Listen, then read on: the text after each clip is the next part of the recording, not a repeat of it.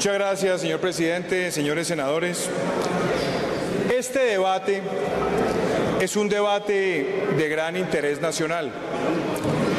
Y lo es porque lo que estamos discutiendo el día de hoy es un proceso que se ha surtido con un grupo armado ilegal y cuya ejecución está generando graves afectaciones al país.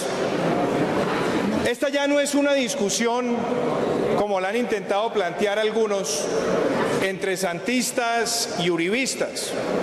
Esta es una discusión sobre el tipo de país que nosotros queremos y sobre el tipo de paz que nosotros queremos como país. Porque todos los colombianos sin excepción queremos la paz. Pero la paz que Colombia se merece tiene que ser una paz que sea fruto del triunfo de la legalidad sobre la criminalidad y no el sometimiento de las instituciones a la presión de los grupos armados ilegales. Hemos hecho muchos cuestionamientos a este proceso. Presidente, le pido silencio. Moción de orden. Hay mucho ruido, entonces, sobre todo el ruido es por personas que no son parlamentarias, que están en la parte de atrás. Si el ruido continúa, entonces pues me toca pedirles que se retiren, porque por supuesto no pueden estar. Entonces siga, senador Iván. Hemos hecho muchos cuestionamientos a este proceso. Y los cuestionamientos que se hicieron llevaron a un triunfo de las mayorías en las urnas el pasado 2 de octubre del 2016. Y denunciamos en su momento que en lo que se pretendía hacer en la implementación estaba un proceso que doblegaba la separación de poderes y que pretendía someter al Congreso a ser un notario de los intereses del Gobierno Nacional. Afortunadamente, señores senadores, eso que cuestionamos y eso que también fue rechazado de manera contundente en las urnas ha sido validado por la Corte Constitucional cuando ha dicho que aquí lo que se pretendía era someter al Congreso a la voluntad del presidente de la República y a doblegar su independencia. Pero permítame hacer una evaluación, doctor Horacio Serpa, con respecto a los acuerdos firmados en el Teatro Colón. Ahí se habló de un gran acuerdo. El doctor Humberto de la Calle dijo que era un triunfo de las instituciones. Pues le quiero decir que después de haber revisado el documento, simplemente le quiero ilustrar a usted los siguientes números, doctor Serpa. 168 compromisos en total tienen los acuerdos. ¿Sabe cuántos son del gobierno, senador Gerlain? 116. ¿Sabe cuántos son del gobierno y las FARC? 46. ¿Y sabe cuántos son de las FARC? 5. 5 compromisos explícitos de un grupo terrorista que se está sometiendo y la gran mayoría de compromisos asumidos por el Estado colombiano.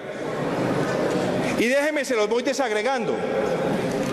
En el primer punto, en la reforma rural integral, hay 23 compromisos, pero solamente hay uno por parte de las FARC, cuando ha sido el flagelador del campo colombiano, quien ha amedrentado la inversión, el desarrollo rural de este país, que ha participado en desplazamientos masivos, que ha extorsionado, que ha asesinado, que ha liderado el abigeato en muchas regiones. Uno se pregunta, entregarle a los verdugos del campo la posibilidad de diseñar la política agrícola de Colombia es el equivalente, doctor Arlet, a que Garavito diseñara la política de primera infancia en Colombia, o que David Murcia diseñara el estatuto financiero. Los verdugos del campo colombiano diseñando la política rural y solamente asumen un compromiso de 23 cuando han sembrado el terror en las zonas rurales. En el segundo punto, senador Hechen, de participación política, tenemos 31 compromisos. de los cuales 27 son del gobierno y 4 son del gobierno y las FARC. No hay un solo compromiso por parte de la organización como tal sobre cuál debe ser su comportamiento después de un proceso de desmovilización, desarme y reinserción en cuanto a su presencia política. En el punto 3, fin del conflicto, 49 compromisos, solamente 3 de las FARC. ¿Y saben cuáles son los 3?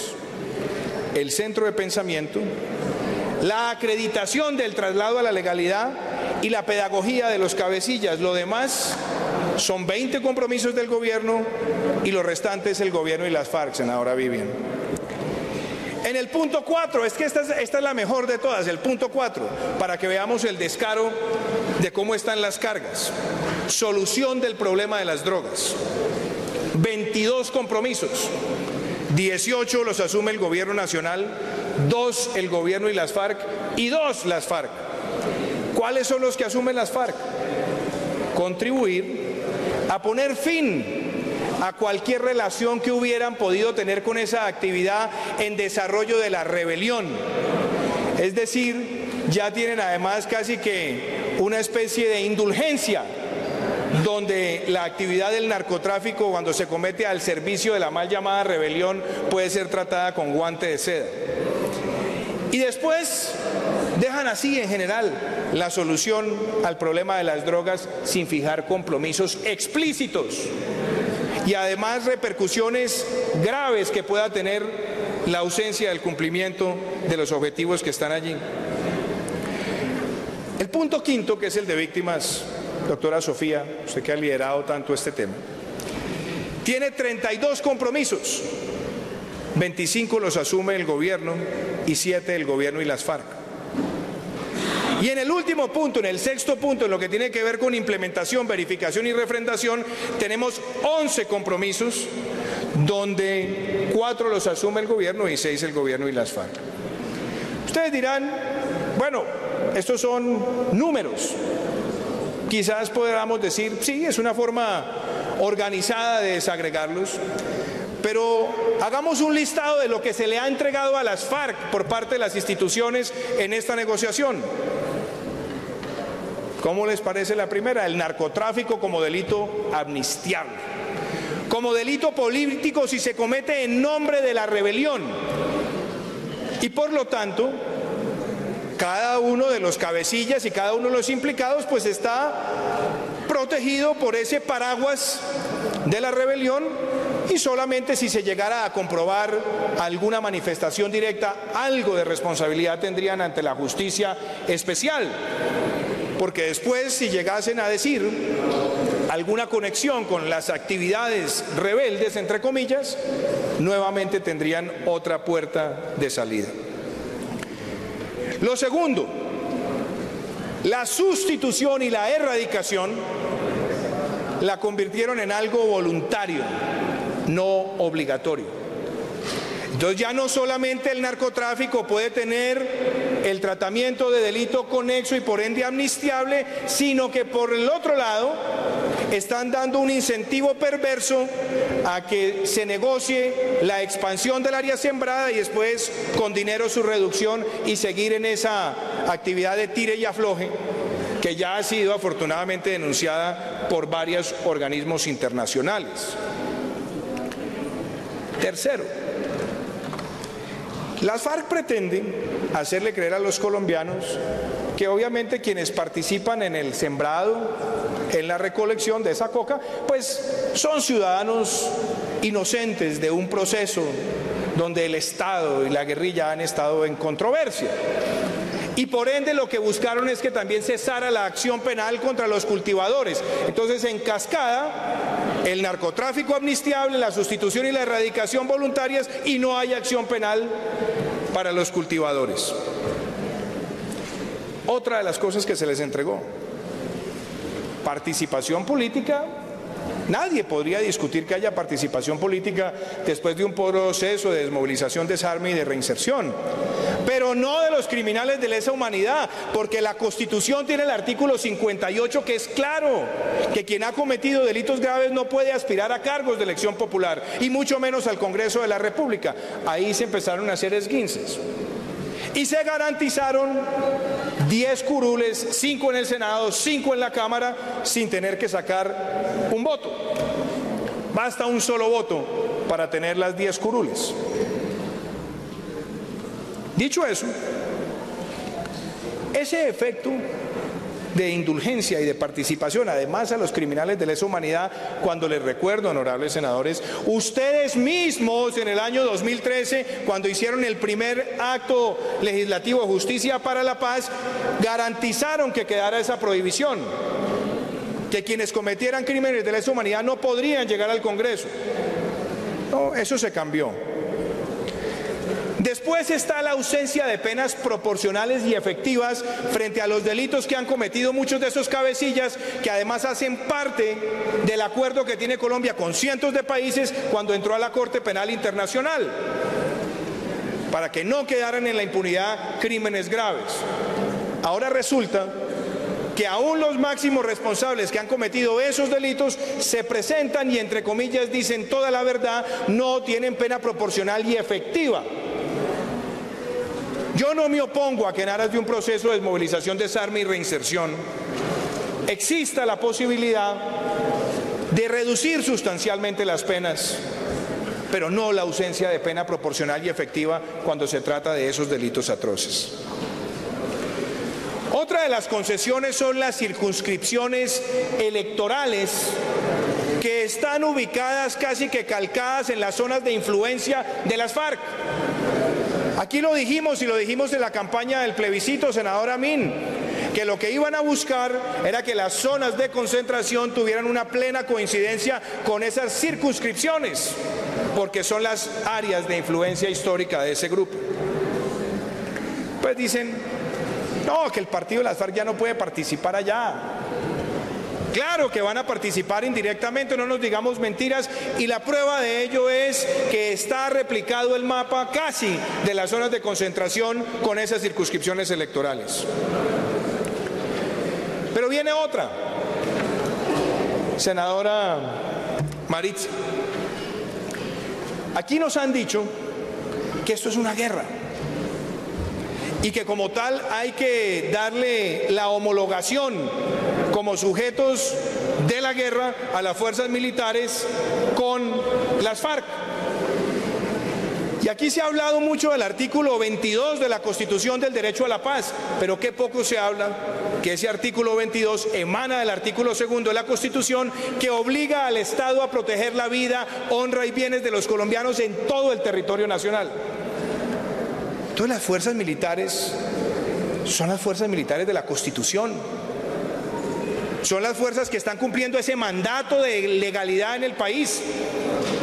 Y resulta que han sido homologadas en su cadena de mando y en su cadena de administración con la guerrilla. Dicen, no, es que eso no lo incluimos, no incluimos a la guerrilla. Claro que lo incluyeron porque en el primer acuerdo eran los artículos 44 y 59, y después lo que hicieron en el nuevo acuerdo fue eliminar a la guerrilla para que quedara como factor de interpretación el aplicable a la fuerza pública. Otra concesión más, una justicia especial que puede tipificar delitos, que además excluye la participación de facto del Ministerio Público como garante del debido proceso, que además tiene la posibilidad de dirimir todos los conflictos de competencia, porque son 3 de la JEP, 3 de la jurisdicción ordinaria, y si hay empate dirime el presidente de la JEP. Y muchas otras cosas más que están allí. Otra concesión. Se crea una comisión de la verdad, pero se hace todo un preludio a esa comisión de la verdad para tratar de justificar lo que han denominado las causas objetivas de la rebelión, como si hubiera cualquier causa ideológica que justificara asesinar, secuestrar, reclutar menores en este país. una reforma política para darles el contentillo a las FARC de incidir en lo que puede ser la arquitectura del poder electoral. Ya lo dije, la participación en las políticas agrarias.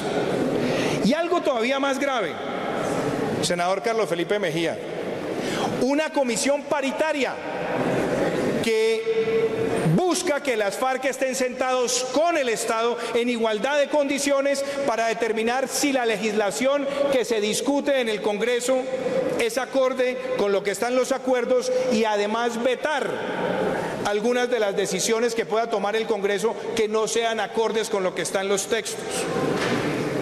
Y entonces ahí se pregunta uno, ¿puede entonces un presidente de la República negociar todo el orden institucional y constitucional de un país? La respuesta es no. Los límites y las fronteras de un presidente cuando negocia son la Constitución misma, porque de lo contrario estaríamos convirtiendo al terrorismo en un poder constituyente y estaríamos generando un pésimo precedente, porque además se los digo, el ELN no va a buscar nada menos de lo que se le ha entregado a las FARC.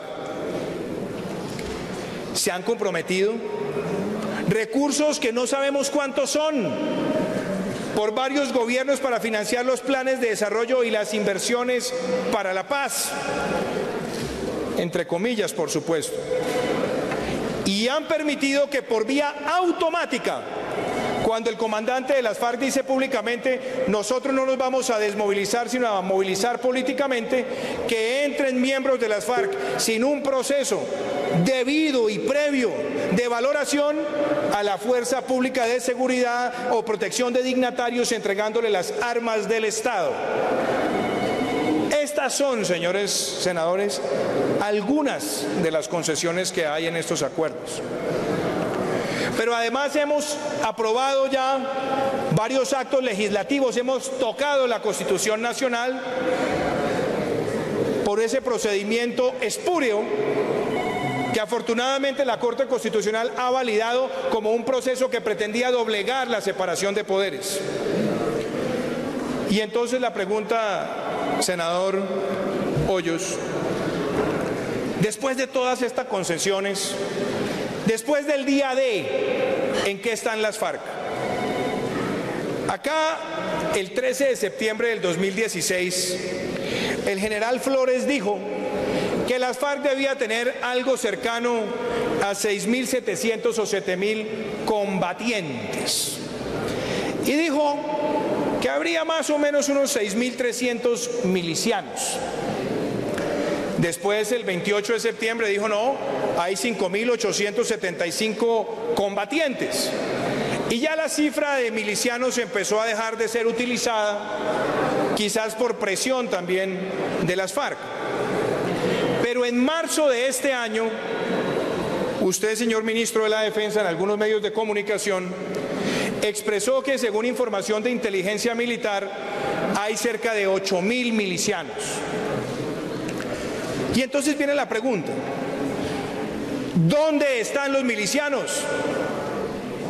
¿Por qué no están concentrados los milicianos?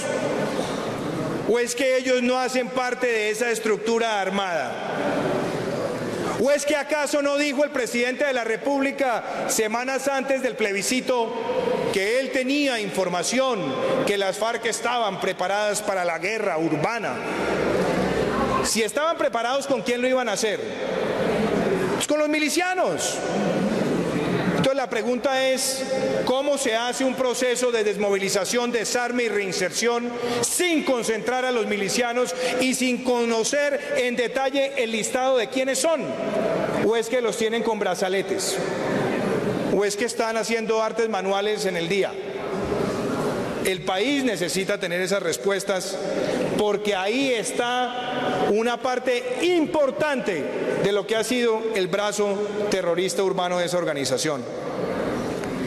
Y por supuesto, no podría dejar de mencionar que en ese proceso de concentración, aquí también ha quedado claro la inoperancia del Estado, de este gobierno incapaz de entregar las zonas con la adecuación que se necesitaba y la protección e inclusive los protocolos de supervisión han fallado estruendosamente, como se presentó cuando se le negó la entrada al gobernador de Antioquia en ejercicio de sus funciones constitucionales. Pero pasemos a otro tema: las armas. Durante varias semanas de comienzo de este año, el gobierno decía en repetidas ocasiones a través de sus voceros: los inventarios que nos han entregado son creíbles, los inventarios se han hecho con todo el rigor. Y de pronto empezaron a hablar de 7.000 armas. Es decir, la organización terrorista apenas tenía 7.000 armas, cuando en años anteriores la misma inteligencia militar había hablado de 45.000 armas, de todo tipo, entre armas de largo alcance, armas cortas, explosivos y demás.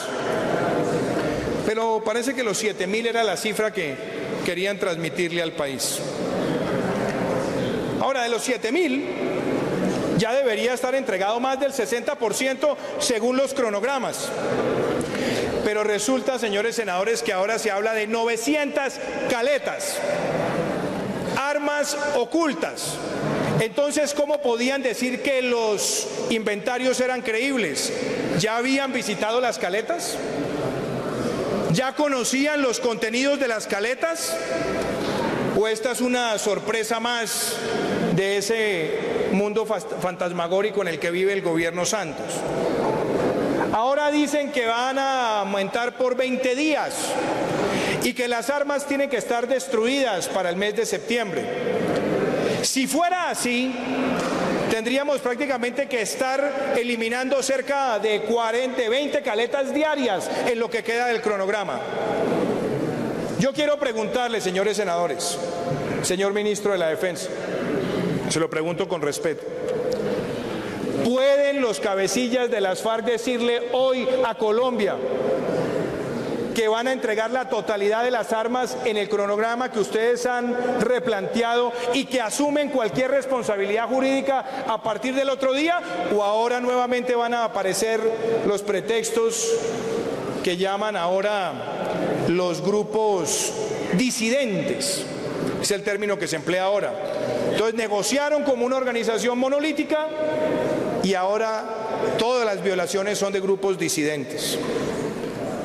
Esto que está pasando con las armas es de suma gravedad, porque un proceso donde no se tenga claridad por las armas que están entregando va a generar más violencia en este país, como ocurrió en Centroamérica.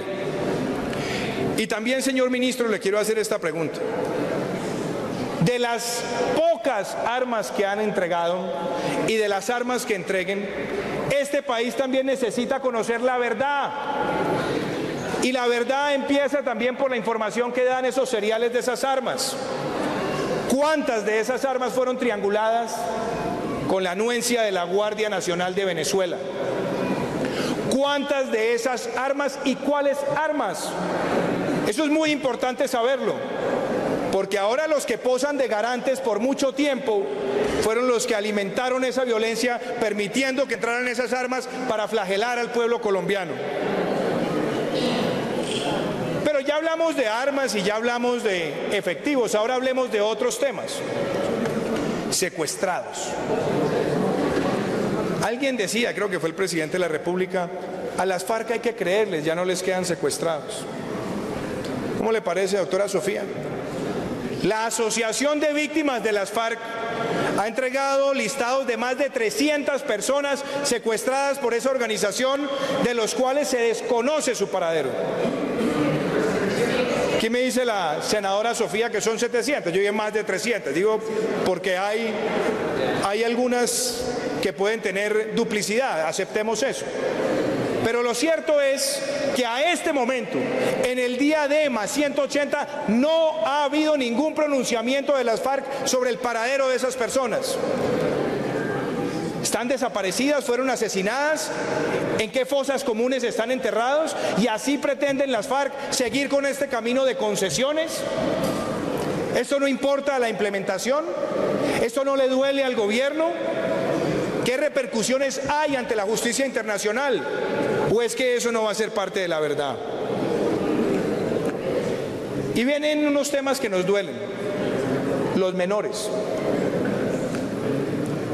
Por años, el Instituto Colombiano de Bienestar Familiar y otros organismos del Estado venían denunciando ese reclutamiento asesino de las FARC, porque claro, llevaban los menores que tenían un tipo de tratamiento diferencial ante la ley penal, les entregaban el fusil y los llevaban a cometer todo tipo de atrocidades y a presenciarlas además, para irles reblandeciendo la sensibilidad y convirtiéndolos en máquinas de guerra al servicio de los cabecillas de esa organización. Y el país no conoce el listado completo de los menores reclutados ilegalmente por las FARC. ¿Cuándo van a volver a sus familias?, nos preguntamos los colombianos. ¿Hasta cuándo vamos a permitir esta ignominia? Y faltara más, esa actividad criminal que ha sido financiada por el narcotráfico. Esta es la hora, señores senadores, que no conocemos cuántos y cuáles van a ser los recursos que van a entregar las FARC para la reparación de las víctimas. De manera descarada, durante varios años, decían que estaban como la pobre viejecita de Rafael Pombo. Aparecían notas en medios internacionales. Inclusive se burlaba el presidente de la República diciendo: no se encuentran esos recursos. Pues les quiero decir que el señor fiscal general de la Nación ya ha corroborado que tienen bienes identificados, que no son ni el 10% de lo que han dicho muchos medios internacionales. Y entonces acá seguimos hablando de una implementación cuando la FARC no ha dicho cuántos recursos van a entregar para reparar a sus víctimas. ¿Eso lo podemos llamar un éxito en la implementación? Esos dineros ocultos, también, señor ministro de la Defensa, señor ministro de Justicia, valdría la pena que los cabecillas de las FARC dijeran cuántos son y cuáles son, y si están dispuestos a asumir todo el peso de la ley por los recursos que se encuentren que no hayan sido declarados y entregados al servicio de sus víctimas para la reparación. Aquí les he contado, senadores, concesiones y en lo que van las FARC. Pero ahora hablemos de otros temas de fondo que tienen que ver con la capacidad del Estado versus lo que está en esas hojas. La capacidad de implementación de esos acuerdos. ¿Cuánto cuestan los acuerdos, senador Villalba? Fedesarrollo dice que 90 billones en los próximos 10 años. Un estudio sesudo del Banco de América y Merrill Lynch decía que podía estar entre 1 y 3 puntos del PIB, considerando sobrecostos y fallas de ejecución. La pregunta es, ¿y esa platica de dónde va a salir? Este gobierno le dijo al Congreso que iba a reducir el déficit. Hoy está en más del 4% y además la economía no va a crecer más del 1.5% en el mejor de los casos. Entonces, la capacidad fiscal, ¿qué le van a decir a los 60.000 maestros que están afuera? Que se comprometen billones y billones sin cuantificar y planes de desarrollo para atender las pretensiones que están en estos acuerdos, o van a atender la urgente necesidad de quienes educan a los niños de Colombia. Uno se pregunta aquí, ¿cómo piensa el gobierno darle, por ejemplo, plena implementación a los temas rurales? La sola misión rural, senador Andrés Cristo, hablaba de 13.9 billones de pesos al año para el sector rural. Sin FARC, sin acuerdos, sin ninguna de estas palabrerías. La misión rural. Resulta que esos 13 billones hoy no están, y en el paro agrario el gobierno se comprometió a entregarle 4 billones al sector agrario. Hoy estamos en menos de 3 billones. Entonces, que no salgan a venderle a las FARC ahora que viene una gran reforma rural cuando sabemos que el sector está debilitado presupuestalmente para ejecutar y la capacidad técnica de las instituciones del ministerio para cumplir con la jurisdicción agraria, los temas de banco de tierras y demás, está más que probado que no tienen la capacidad ni administrativa ni institucional para cumplir. En el tema del Ministerio de la Defensa, a mí me preocupa también la reducción en la inversión del ministerio y del sector y de la densidad de la fuerza pública en las principales ciudades del país. Y aquí habría que preguntarse cómo se va a asegurar esa densidad y esa cobertura de fuerza pública en las distintas ciudades del país, donde va a cabalgar todo lo que se ha hecho mal, porque puede generar efectos perversos en estructuras de crimen organizado. Aquí se ha hablado mucho, por ejemplo, de la actitud principesca de la Casa de Nariño sacando los decretos de hace pocos días. De hecho, me llama la atención, hoy el alto comisionado dijo que se había cometido una chambonada. Bueno, aceptó una chambonada. En realidad deben ser muchas chambonadas, porque la chambonada que se ha hecho con la regulación de tierras es todavía peor, que no quiso ser traída al Congreso para que fuera debatida legítimamente por el Congreso por la presión que empezaron a hacer los cabecillas de las FARC ante el fallo de la Corte Constitucional. Es decir, prohibir que el Congreso legítimamente discuta la política, donde habita el 20% de los colombianos, donde está el 6% del PIB, donde está el 16% de nuestras exportaciones y casi el 18% del empleo. Ahí hay problemas serios en capacidad de fiscalización, en capacidad de monitoreo, en la defensa de la propiedad y, por supuesto, en la tenencia de buena fe. Yo quiero terminar esta intervención, senadores, recordando una célebre película colombiana por allá en el año de 1993 que se llamaba La Estrategia del Caracol, ustedes la recordarán. Y en la última escena de la película dejaban la fachada de la casa y ahí decían, ahí les dejo la casa pintada, me omití una palabra por supuesto, pero ahí decían, ahí está la casa pintada y dentro de la casa aire, no había nada. Acá están llevando al país a unos acuerdos donde las FARC no está entregando el dinero, no está entregando las armas, no está entregando los milicianos, la información de ellos, los niños reclutados, ni la información de los secuestrados. Esa es una trampa a este país. Y están llevando a hacer una serie de compromisos sin plata, sin capacidad de ejecución, sin planeación. Entonces, aquí quieren dejar la casa pintada, obviamente adornada con premios Nobel y otras cosas. Pero la verdad es que la implementación de este proceso, me hace acordar ese dicho antioqueño que desde el desayuno se sabe cómo va a ser el almuerzo. Un acuerdo donde hay 168 compromisos y solamente 5 son del grupo terrorista que más ha flagelado a Colombia, es la demostración que aquí se han entregado la negociación de las instituciones para favorecer al terrorismo. Yo he dicho públicamente, y también lo ha dicho el Centro Democrático, y lo ha dicho el presidente Uribe, yo inclusive prefiero decir ni trizas ni risas, porque aquí los procesos de desmovilización, desarme y reinserción sin reincidencia, por supuesto que deberían seguir como política de Estado. Pero aquí no podemos seguir siendo indulgentes y complacientes con un grupo que día a día se sigue burlando del pueblo colombiano. Esa burla, la burla de la decisión popular del 2 de octubre, la burla que se quiere fraguar frente a lo que dijo la Corte Constitucional, lo único que va a sembrar es el deseo férreo de este país, del país que quiere paz sin impunidad, de llenarse de legitimidad para hacer las reformas que Colombia necesita para construir una verdadera paz donde triunfe el Estado de Derecho a partir del 7 de agosto del 2018. Muchas gracias, presidente.